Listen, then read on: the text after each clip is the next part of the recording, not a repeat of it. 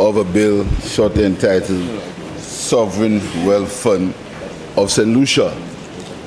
Mr. Speaker, sovereign wealth funds are nothing new. It's estimated that there are 176 sovereign wealth funds in existence, and sovereign wealth funds are typically designed to follow best practices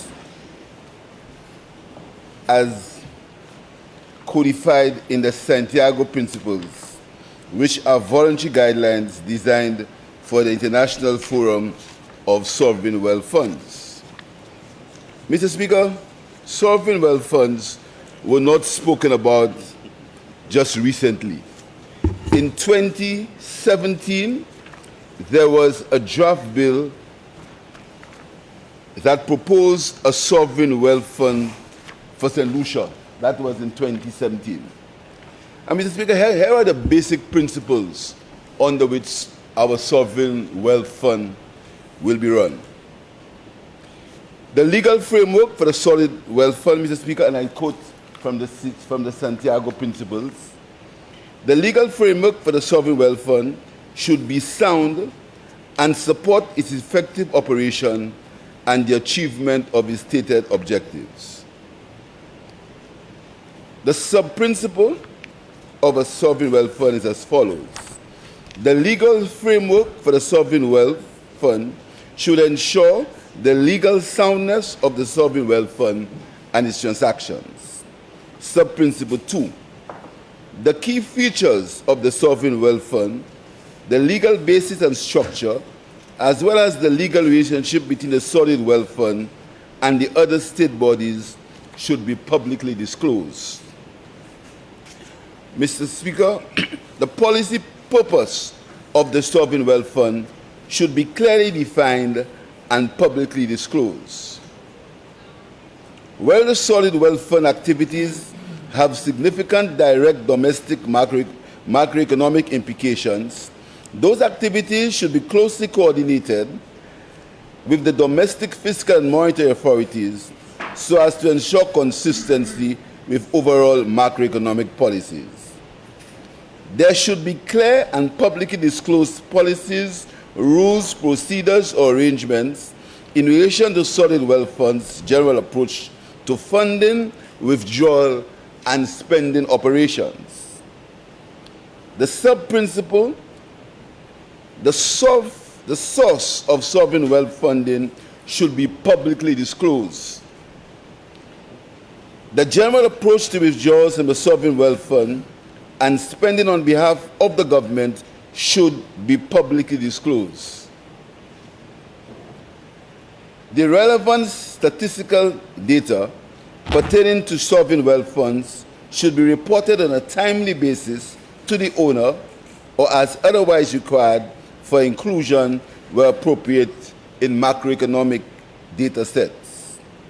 The governance framework of the sovereign wealth fund should be sound and establish a clear and effective division of roles and responsibilities in order to facilitate accountability and operational independence in the management of the sovereign wealth fund to pursue its objectives. The owner should set the objectives of the sovereign wealth fund, appoint the members of its governing bodies in accordance with clearly defined procedures, and exercise oversight over the sovereign wealth fund's operations. The governing bodies or bodies should act in the best interest of the sovereign wealth fund and have a clear mandate and adequate authority and competency in carrying out its functions. The operational management of the solid wealth fund should implement the solid wealth fund strategies in an independent manner and in accordance with clearly defined responsibilities. The accountability framework for the sovereign wealth fund operations should be clearly defined in the relevant legislation, charter, or other documents or management agreements. An annual report and accompanying financial statements on the solid wealth fund operations and performance should be prepared in a timely fashion and in accordance with recognized international or national accounting standards. The solid wealth fund operations and financial statements should be audited annually in accordance with recognized international or national auditing standards in a consistent manner. Professional and ethical standards should be closely defined and made known to the members of the solid wealth fund governing bodies, management, and staff. Dealing with third parties for the purpose of the solid wealth fund or operational management should be based on economic and financial grounds and follow clear rules and procedures. Sovereign wealth fund operations and activities in host countries should be conducted in compliance with all applicable regulatory and disclosure requirements of the countries in which they operate. The governance framework and objectives, as well as the manner in which sovereign wealth funds management is operational, independent from the owner, should be publicly disclosed. Relevant financial information regarding the sovereign wealth fund should be publicly disclosed to demonstrate its economic and financial orientation so as to contribute to stability in international financial markets and enhance trust in recipient countries. The sovereign wealth fund investment policy should be clear and consistent with its defined objectives, risk tolerance, and investment strategy so as to set by the owner or the governing bodies and be based on sound portfolio management principles. The investment policy should be guided by the SWF's financial risk exposures and the possible use of leverage. The investment policy should address the extent to which internal and external investment managers are used, the range of their activities and authority, and the process by which they are selected and the performance monitored. A description of the investment policy of the sovereign wealth fund should be publicly disclosed. The sovereign wealth fund investment decisions should aim to maximize risk-adjusted financial returns in a manner consistent with its investment policy and based on economic and financial grounds. If investment decisions are subject to other than economic and financial considerations, they should be clearly set out in investment policy and be publicly disclosed. The management of the sovereign wealth fund assets should be consistent with what is generally accepted as sound asset management principles. The sovereign wealth fund should not seek or take advantage of privileged information or inappropriate influence by the broader government in competing with private entities. Sovereign wealth funds view shareholder ownership rights as a fundamental element of the equity investments. If a sovereign wealth fund chooses to exercise its ownership rights, it should do so in a manner that is consistent with its investment policy and protects the financial values of its investments. The SWF should publicly disclose its general approach to voting securities of listed entities, including the key factors guiding its exercise of ownership rights. The sovereign wealth fund should have a framework that identifies, assesses, and manages the risk of its operations. The risk management framework should include reliable information and timely reporting systems, which should enable the adequate monitoring and management of relevant risks within acceptable parameters and levels, control and incentive mechanisms, codes of conduct, business continuity planning, and an independent audit function. The general approach to the sovereign wealth fund risk management framework should be publicly disclosed. The assets and investment performance, absolute and relative to benchmarks, if any, of the sovereign wealth fund should be measured and reported to the owner according to clearly defined principles and standards. A process of regular review of the implementation should be engaged in by or on behalf of the sovereign wealth fund. Mr. Speaker, these are the Santiago principles and the principles under which St. Lucia's sovereign wealth fund will be managed. Mr. Speaker, the bill for consideration is the Sovereign Wealth Fund of St. Lucia, the bill. Mr. Speaker, the Sovereign Wealth Fund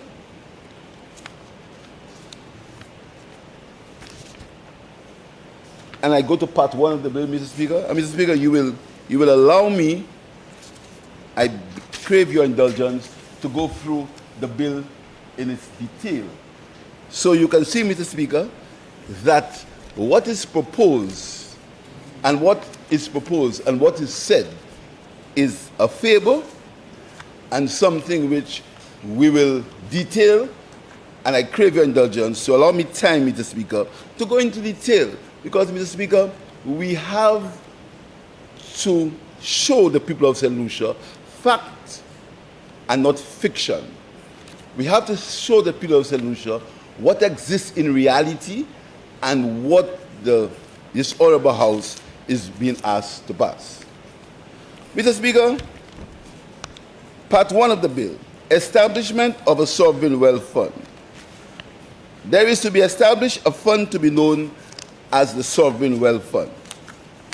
And Mr. Speaker, before I go into, and I ask to crave your indulgence, Mr. Speaker, allow me I have laid out the principles under which the fund was established, the Santiago Principles. Would you allow me, Mr. Speaker, to tell you the objectives of the fund as it relates to St. Lucia, Mr. Speaker? And that is extremely important.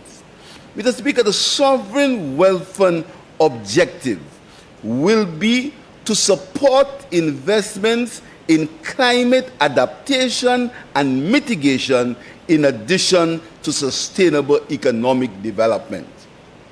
That is the objective of the Sovereign Wealth Fund of St. Lucia, Mr. Speaker. Mr. Speaker, the fund is a public fund. The purpose of the fund, Mr. Speaker, the purpose of the fund, I repeat, is to support investments in climate adaptation, climate mitigation, and sustainable economic development. Without limiting to the generality of subsection 1, the purpose of the fund is to increase savings to build national resilience in accordance with climate change adaptation policy, is to fund social and economic development in accordance with the climate change adaptation policy, and to support the development objectives of the government, including the long-term economic and social development of St. Lucia. These are the objectives and the purpose of the Sovereign Wealth Fund. And as was stated in the Santiago Principles, the Sovereign Wealth Fund must have a stated purpose. In St. Lucia, the Sovereign Wealth Fund, the purpose is, as is shown in the bill, to support investments in climate adaptation, climate mitigation, and sustainable economic development. Why is it important, Mr. Speaker, for us to have our own investment or our own savings as far as climate mitigation and climate adaptation is concerned? Why is it important, Mr. Speaker? Mr. Speaker, it is important because the world knows that one of the greatest threats to mankind is climate change. The IMF, Mr. Speaker, the IMF has determined that every country, in order to meet its national, its NDCs, Mr. Speaker, the IMF has determined that St. Lucia should have, St. Lucia, Mr. Speaker, the IMF has determined in a 2018 report, Mr. Speaker, you'll note I was not in government in 2018. The 2018 report, the IMF noted that St. Lucia should establish a fund with an end target of 8% of GDP if it were to build sufficient buffers to treat the threats posed by climate change. based on the cost of St. Lucia's NDCs and the target referenced by the IMF, the initial design of the St. Lucia Fund should be focused on growing it to 4% of GDP in the first instance and the ultimate size of 8% GDP. Using the 2024 GDP numbers, this works out to be US $107 million, Mr. Speaker. So, Mr. Speaker, we did not get up one day and decide that we would have a sovereign wealth fund, Mr. Speaker.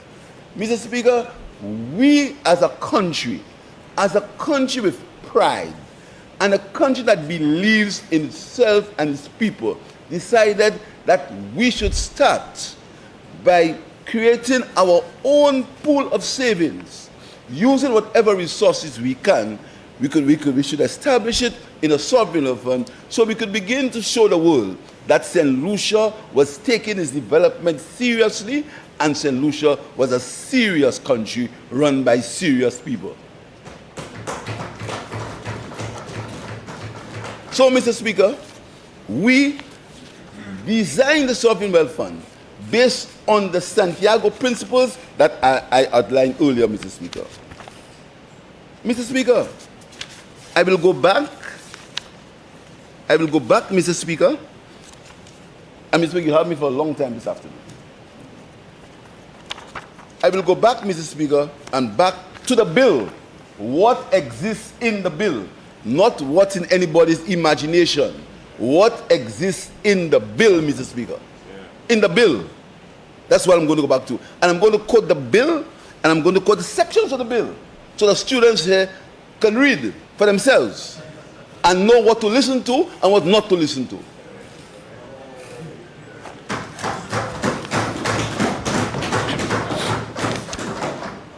Mr. Speaker, remember, I said that the sovereign wealth fund must be duly and properly managed, Mr. Speaker.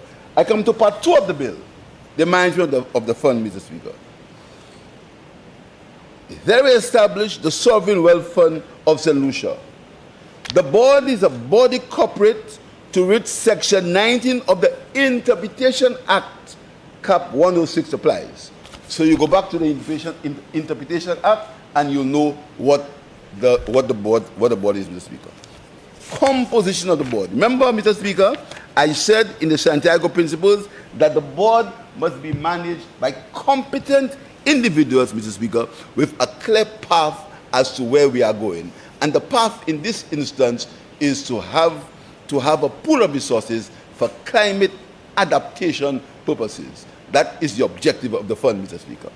So it must have a competent set, a competent board. Here is the composition of the board, Mr. Speaker. The board is 9 members, Mr. Speaker, and I will reference, Mr. Speaker, to you to an act that was in 2017. Mr. Speaker, in 2017, Mr. Speaker, I will tell you what was proposed in 2017. What was proposed for the Sovereign Wealth Act, Mr. Speaker. Mr. Speaker, we had complaints that the board has 9 members. 9 members. Mr. Speaker, let's go back to 2017. Mr. Speaker, remember, I was not in government in 2017. In 2017, I was in the opposition benches, being starved of resources.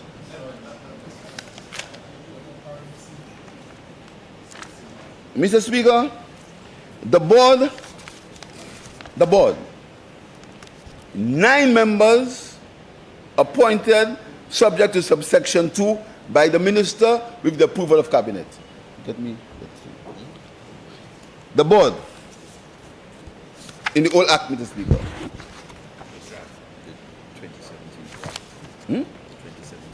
In the 2017 act, Mr. Speaker. The board, the same 9 members in the board. I will give you the exact section. I can make a document in the House, Mr. Speaker. The 2017 Act.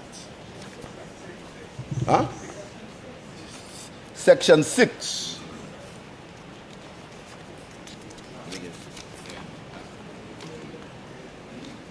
Yes. Composition of the board, Mr. Speaker. 9 members, including the chairman, appointed by the minister with the approval of cabinet, the 2017 Act. The Act now, 9 members appointed by the minister with the approval of cabinet. We're going further, Mr. Speaker.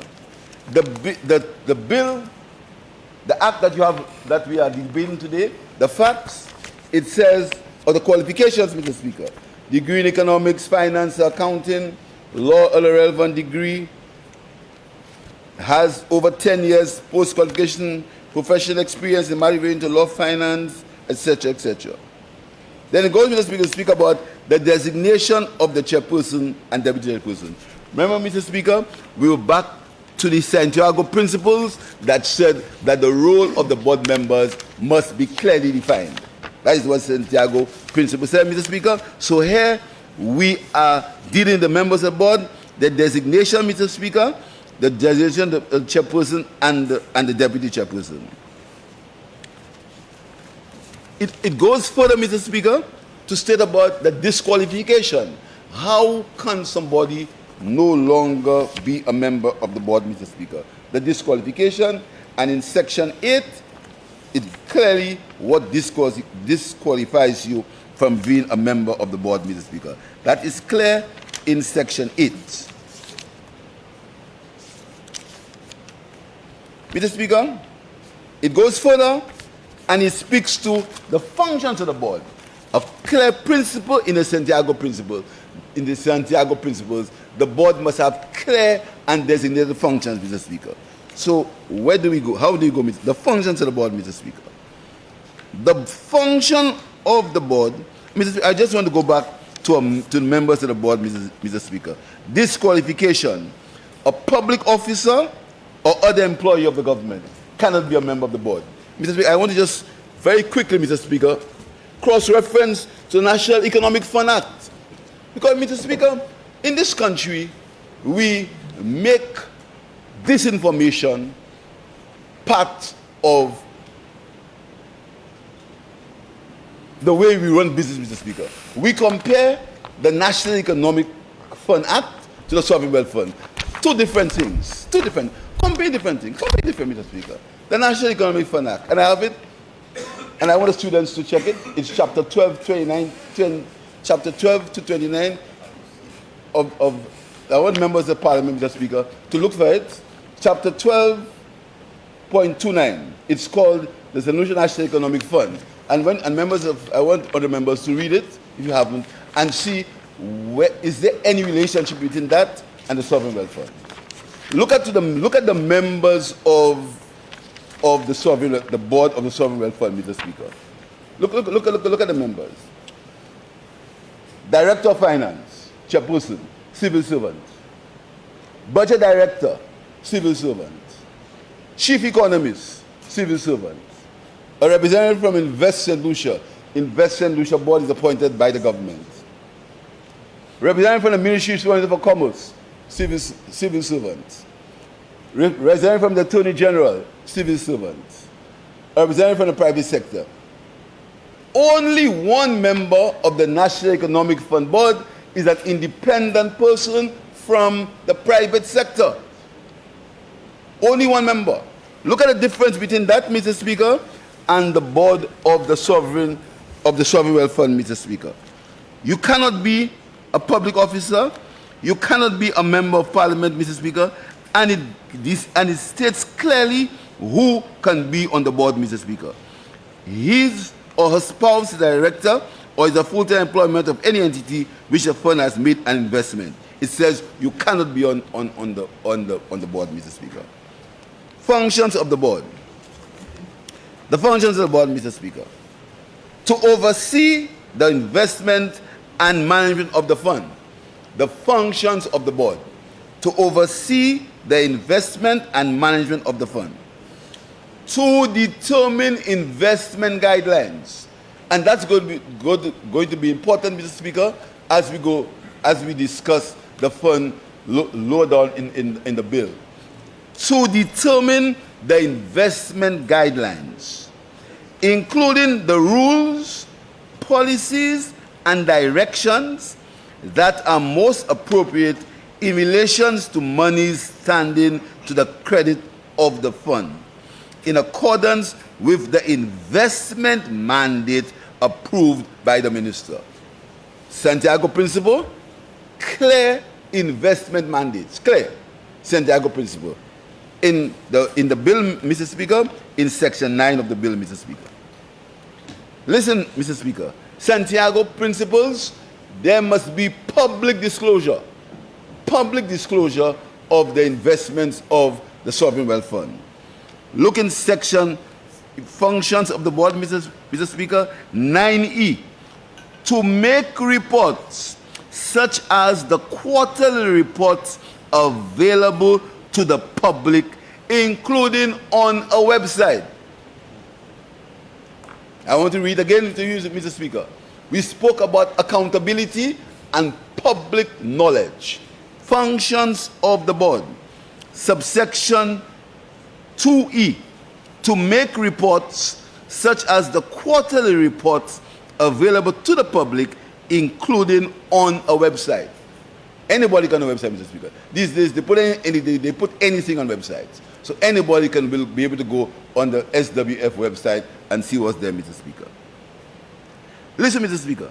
Another function of the board, to attract co-investment from other investors, including strategic investors, sovereign and internationally recognized investment funds, and private companies. Another function of the board, Mr. Speaker. Remember, we said that the Sovereign Wealth Fund should public disclosure. There should be nothing secretive in the public wealth, in the Sovereign Wealth Fund, Mr. Speaker. Look at subsection 3. A written investment mandate. The board must prepare a written investment mandate under subsection 2, which must include classes of investment the fund will make, and the selection criteria for each of the classes for local and foreign investments, benchmarks and standards against which the performance of asset classes and the fund as a whole will be compared, standards for reporting the investment performance of the fund, ethical and responsible investment requirements, including any requirements for environmental and decarbonization impact, and anti-bribery and corruption diligence and protection. And you see further, Mr. Speaker, we've strengthened that provision in terms of accountability for the SWF, Mr. Speaker. Santiago Principle, Mr. Speaker, that you will note that I clearly read in the beginning what are the Santiago Principles that are voluntarily accepted by sovereign wealth funds, and there are about 176 sovereign wealth funds in the world, Mr. Speaker. So, Mr. Speaker, we move on and we talk about powers of the board, the powers of the SWF board. The board has powers necessary for the proper performance of its functions under this Act. Without limiting to the generality of Section 1, the board has the power to enter into contracts, open a bank account for the fund into which monies received by or on behalf of the fund is paid in the first instance, and out of which all payments made by the fund is made. Undertake any activity necessary for the fulfillment of the objectives of the fund, Mr. Speaker. So, Mr. Speaker, I have outlaid the functions, and now I have outlined the powers of the board, Mr. Speaker. So, Mr. Speaker, you've seen clearly by what I've said so far, Mr. Speaker, that the principles of the Santiago Principles, Mr. Speaker, are clearly stipulated in this piece of legislation, Mr. Speaker. Mr. Speaker, we move forward and we discuss, Mr. Speaker, the terms of appointment for members. Mr. Speaker, remember I said to you that in the terms of employment, Mr. Speaker, that there are 9 members of the board.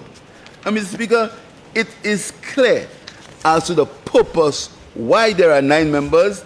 And if you look at 13 subsection 1, Mr. Speaker, you will see that in this act, why there are 9 members and how the composition of the board, Mr. Speaker.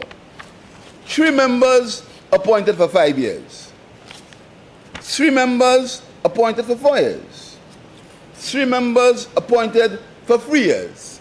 That means, Mr. Speaker, that there will always be institutional memory and continuity in the board, Mr. Speaker.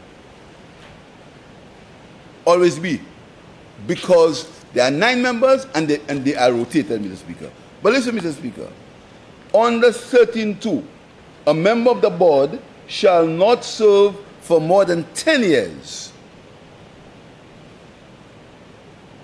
whether continuously or in 2 separate periods of office. You understand, Mr. Speaker? For not more than 10 years.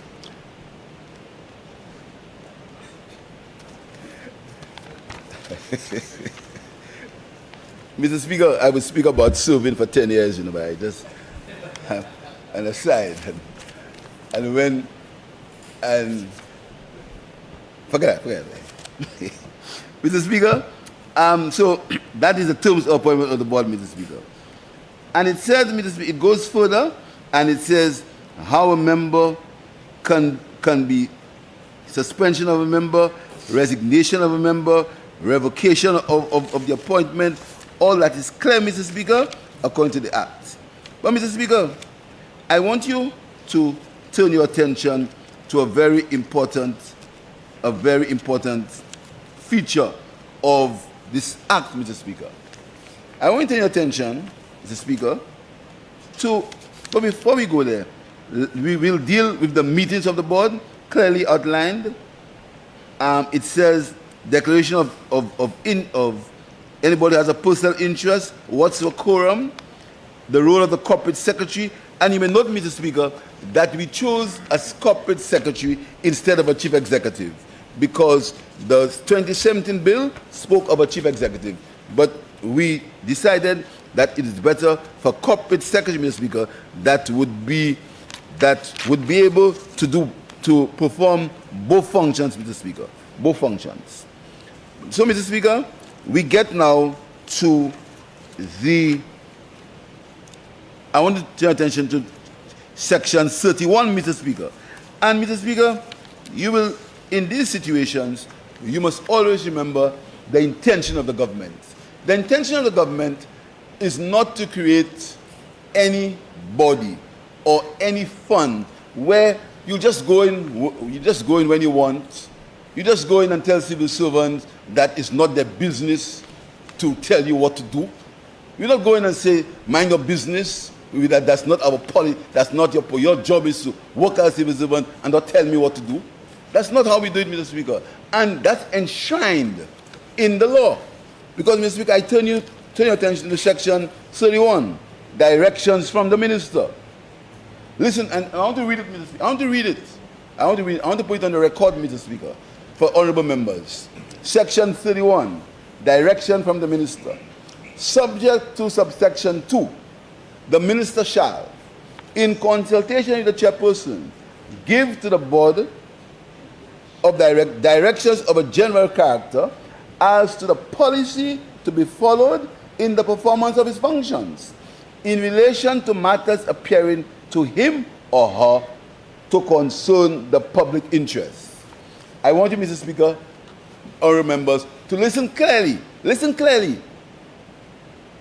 Listen clearly to subsection 2. A direction under subsection 2 must not be given. Under subsection 1, must not be given. N-O-T, must, not may. Students they have members inside there. One lawyer, which and some half lawyers. The AG. Mr. Speaker, I would really compliment the AG on the presentation this morning, Mr. Speaker. A direction must not be given to invest an amount from the fund in a particular asset. So, Mr. Speaker, no minister will be able to tell the fund to invest money in a horse racing track. Cannot do it. The minister cannot do it. Invest an amount from the fund in a particular asset, Mr. Speaker. So the fund will not be able, the minister will not be able to tell the fund to buy land in a particular place. Must, according to the law. Must not. Not may, must. Allocate assets to a particular business entity. The minister cannot, in this act, cannot. Or a particular activity. So, Mr. Speaker, whereas the minister can give the board directions of a general nature, it cannot dictate to the board what to do with the money in the sovereign wealth fund, Mr. Speaker.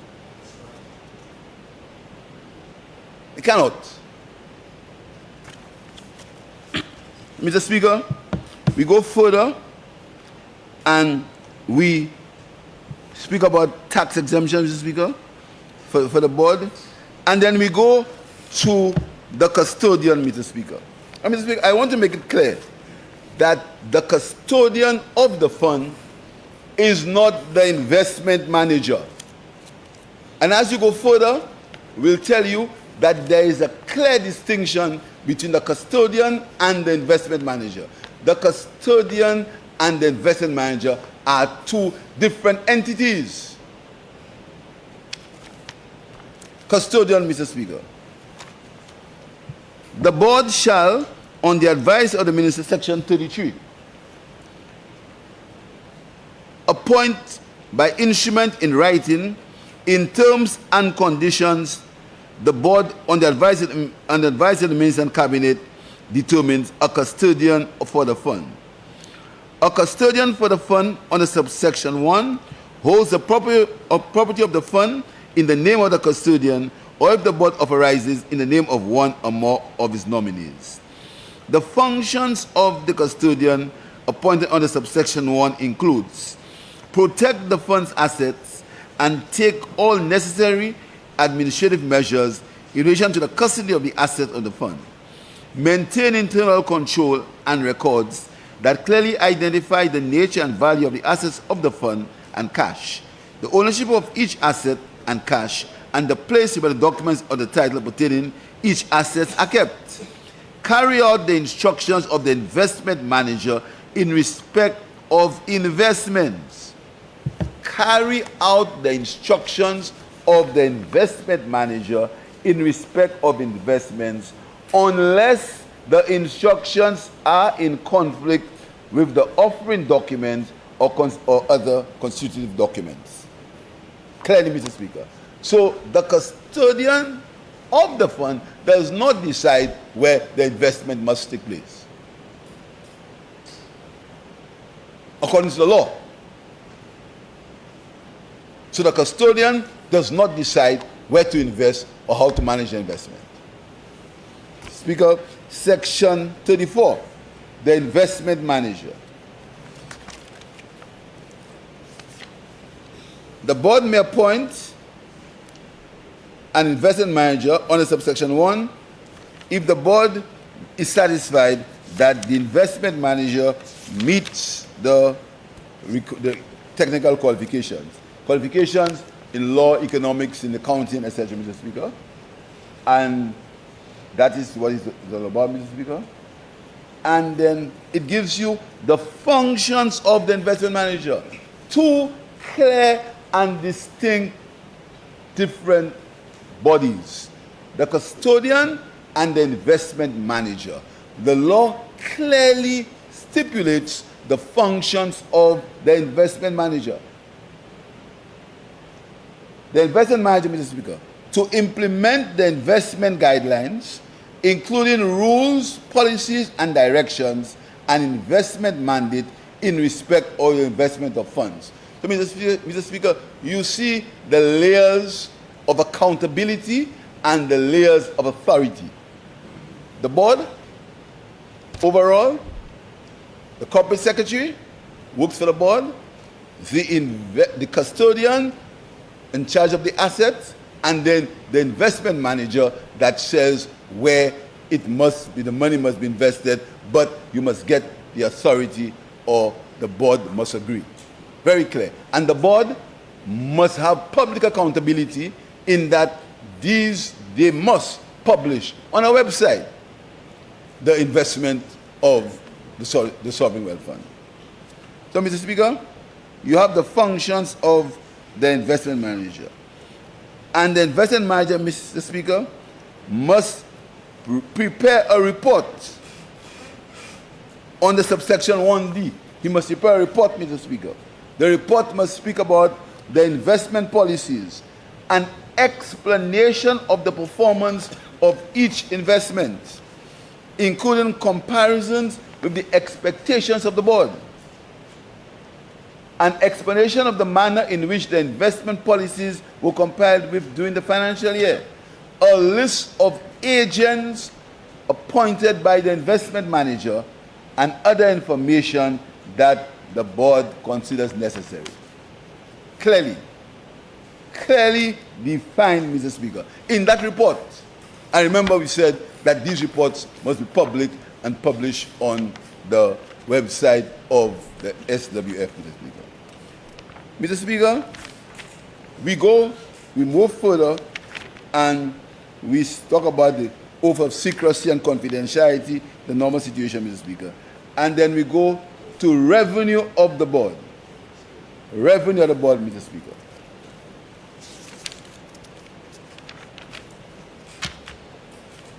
Mr. Speaker, remember I said to you that the Santiago principles that the board must conform with all local financial practices.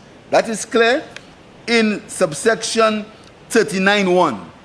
So the board can't be on the frolic of its own. It says, Part 13 of the Public Finance Management Act applies to the board in relation to financial management. So the board must follow the Public Finance Management Act, clearly defined in the Santiago principles that I read to you earlier, Mr. Speaker. So, Mr. Speaker, we again go to revenue of the board, Mr. Speaker. The revenue of the board, Mr. Speaker, sums allocated to the board by Parliament.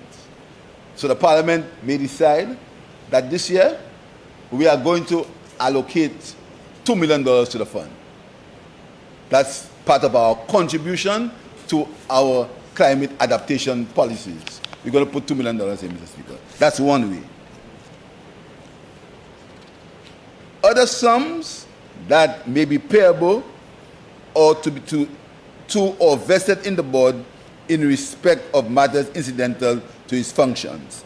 These are, Mr. Speaker, the revenue of the board, Mr. Speaker. That is where what part of the revenue for the board, Mr. Speaker. Now, we go further, Mr. Speaker, and we speak about, Mr. Speaker, the estimates of revenue and expenditure of the board. 41. The board shall submit to the minister its estimates of revenue and expenditure in the form the minister directs. In accordance with section 78(1)(e) of the Public Finance Management Act, Cap 15.01, the board shall submit estimates of revenue and expenditure for 2 subsequent financial years for the approval of the minister. Back to the Santiago principle, Mr. Speaker. So it relates now, the SWF must follow the rules of the Public Finance Management Act. Now, Mr. Speaker, we go into section 41, strategic, financial, operational, and business plan of the board. A 3-year strategic plan reflecting the strategies, objectives of the board over the financial year and 2 subsequent financial years, Mr. Speaker. Then talks about accounting and audit, Mr. Speaker. And then listen to a novel provision, Mr. Speaker, that you may not see in any other act, Mr. Speaker. It shows you how this government wants a solid this wants to have a solid sovereign wealth fund that has full accountability. And I turn your attention, Mr. Speaker, to Section 42, which speaks of accounts and audits. Section 40, Mr. Speaker. And I turn your attention to Section 43, Mr. Speaker. Annual report and forensic audit.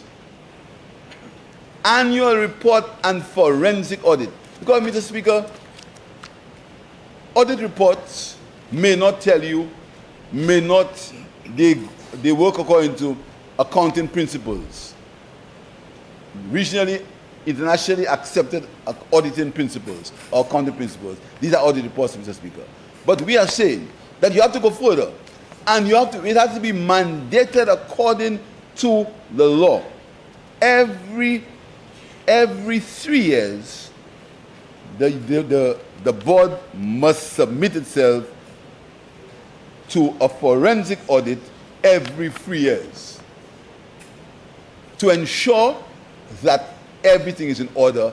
A forensic audit every 3 years, Mr. Speaker, must, part of the law, Mr. Speaker. It shall, not may, it shall arrangement to the extent that it purports to encumber the assets under subsection 1, whether by way of guarantee, security, mortgage, or any form of encumbrance is null and void, Mr. Speaker. And Mr. Speaker, as per legislation, the minister may, after consultation of the board, make regulations providing for all matters by which this act are required or permitted to subscribe to, Mr. Speaker. So, Mr. Speaker, the regulations will be compiled by the board, Mr. Speaker, after consultation with the minister, Mr. Speaker. So, Mr. Speaker, as I end, I think, Mr. Speaker, that there are certain things in this country that men should rise to a level of statesmanship. And I believe, Mr. Speaker, that if we understand that our role in this parliament as prime ministers, as members of parliament, well, senators, they sit at the behest of the prime minister, leader of the opposition. We'll understand, Mr. Speaker, that not everything that comes to this honorable house must be made a political football. Hopefully, you can to get some political mileage, Mr. Speaker. Mr. Speaker, when I was in opposition, we took some principled positions on policies relating to the government. I remember one of them clearly, Mr. Speaker. The St. Lucia Development Bank.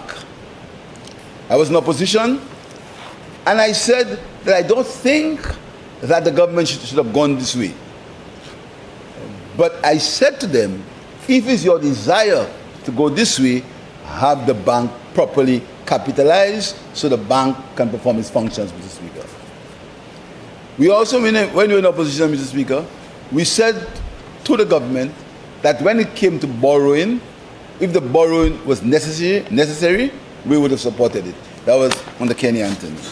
But, Mr. Speaker, to take a sovereign wealth fund and to poison the heads, the minds of the electorate, Mr. Speaker, on a bill that seeks to create one, put some money aside for climate adaptation. 2, create an atmosphere of intergenerational wealth. Mr. Speaker, not many of us have the luxury of intergenerational wealth. Not many of us. That's a fact. I'm not casting aspersions on anybody or anything or being personal. Not many St. Lucians have intergenerational wealth. Not many St. Lucians, their parents can leave anything for them. But for your parent, for young people in St. Lucia, to have in their minds that when they grow, they must leave something for their children. This is called intergenerational wealth. So you cannot have what the sociologist Beckford calls persistent poverty. And that's good. That is good reading, Mr. Speaker, for any student of sociology. It's a book called Persistent Poverty, where Beckford postulates that people, they born poor and they die poor. It's called persistent poverty, Mr. Speaker. We are saying that the country must set the example of savings. And you save for a particular purpose. In this regard, we are saying that savings is for climate adaptation and mitigation, Mr. Speaker. Mr. Speaker, I said there are 176 sovereign wealth funds, Mr. Speaker. But, Mr. Speaker, to postulate that a country has no surpluses, so the country should not even think of having a sovereign wealth fund, Mr. Speaker. Mr. Speaker, that is wanting to keep a country in persistent poverty. Want to keep the country in persistent poverty. Want foreigners to continue to dictate and determine the aspirations of the people of St. Lucia. Because it is said that the people of St. Lucia are not resilient. You all talk about resilience? What's resilience? We are a resilient people, Mr. Speaker. And history shows our resilience. It's our resilience that caused us to be here when we were taken from Africa and brought here as slaves. It's our resilience that caused us to be still here, Mr. Speaker. So we are a resilient people. So, Mr. Speaker, when people will ridicule, you're talking about resilience? What resilience talk about? They want us to continue, Mr. Speaker, to be hewers of wood and carriers of water. That's what it wants to be, Mr. Speaker. So you say into a country, a small country, going through economic transformation, where the whole world it's a very, very selfish world. Nobody cares about us, Mr. Speaker. All those who want to run the country like a business, you see what happens? Mr. Speaker, these words must be remembered. The country must be run like a business. These were the words, not mine. All those who are pushing that theory, Mr. Speaker, they see what happens to countries when the countries are run as a business, Mr. Speaker. But, Mr. Speaker, we are saying that let the country have a culture of savings. Let the young people of this country decide that if they are making $20, save 50 cents.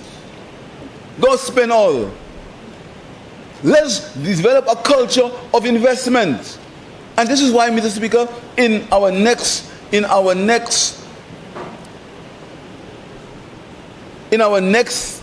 time, when this government gets another mandate, Mr. Speaker, when we get our other mandate, we will encourage public investment in public companies. We will look at seeing if we can make credit unions, expand them, because if we can people to investment, make investment part of the culture of the young people of St. Lucia, Mr. Speaker. And that is why we started the youth economy. Mr. Speaker, that is the vision for our country. You start small. Not all of us have intergenerational wealth. You have to start small. You have to start from somewhere. And the Sovereign Wealth Fund is starting somewhere. It's sending a message to the world that here's a small country of 238 square miles. We have the discipline, we have the mentality, and we have the purpose of saving for ourselves, of saving in the first instance for climate adaptation, Mr. Speaker. So, Mr. Speaker, I want to ask honourable members to support this piece of legislation. I want to say to honourable members, Mr. Speaker, that not all things must be vote catching. The people of St. Lucia, Mr. Speaker, have decided who they'll vote for. They have decided, Mr. Speaker. The people of St. Lucia have compared different governance. The people of St. Lucia have seen the benefits of good government. The civil servants of St. Lucia know that when their back pay is due, we pay what was owed to them and we pay what they are due now. The civil servants, the nurses, the policemen, they know that. They know we don't tell them we give them back pay kwedi. We pay it when it's due. The pensioners of St. Lucia know that those who lived on less than, and Mr. Speaker, he who feels it most must know it. And this is why the Sovereign Wealth Fund for investment and for saving is important, Mr. Speaker. Mr. Speaker, do you know there were 3,400 people in this country who lived on less than $500 a month as their pension from the NIC? 3,400 people, they lived on less than $500, Mr. Speaker. And the people know it's this government that increased the pensions, the minimum pension, to $500. So the people of St. Lucia know that these are facts. These are not things we should do. These are facts. These are things we did. So, Mr. Speaker, I'm confident that the people of St. Lucia have made up their minds. And I'm confident that the people of St. Lucia, when they see the purpose, when they see the vision of this government, in creating a culture of savings, in creating a culture of putting something aside for another day, Mr. Speaker, the people of St. Lucia will understand and come to the right direction. So I have no fear. This is why I smile. This is why I laugh, Mr. Speaker. I have no fear, because I have confidence in the resilience of the people of St. Lucia, Mr. Speaker. And I ask honorable members, Mr. Speaker, to join me. Join me in that vision of a St. Lucia where people are seeking to get involved in their own development by using their own resources. I want you to join me in that purpose and that objective, Mr. Speaker. So, Mr. Speaker, I ask our members to support the Sovereign Wealth Fund of St. Lucia Act. I thank you, Mr. Speaker.